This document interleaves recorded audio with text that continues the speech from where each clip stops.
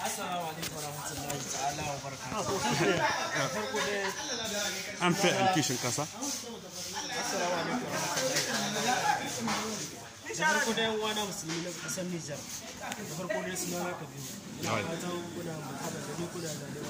Masha Allah. Kuma musulmi ya kamata a ce mun tsani da zamani da cikin harkar tarayya.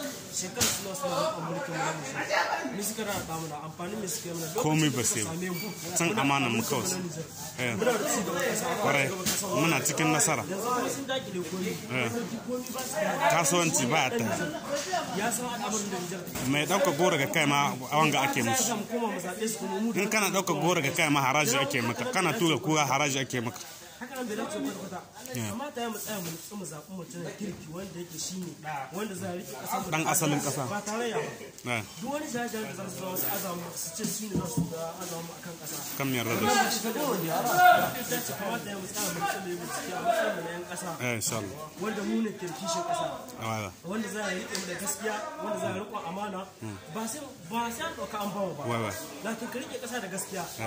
Kasuwancin kama an ƙi kana kasuwanci kamar cikin kasuwanci kamar wani abu ake so gare ka ina haka nan bai dace ba shugaba mai adalci bai dace a ce haka nan c'est trop sai ka jawo wanga ka ce shine zai mulkin kasa ya za a haka nan kenan mulkin kasa sai dan kasa mai takardun cikakken mulkin kasa dan kasa ne ko na kasa ma sai mai adalci ba mutunan banza ba ba sa kare ba shashasha don mulkin kasar Nijar ya kamata har ma mutum sai dan kasa idan ya zai duk suke sa mutanen bayan kasa suna kashe kush kan butuguli ya kubi ya kush Allah ba mu shugaba na gari mai adalci ha za su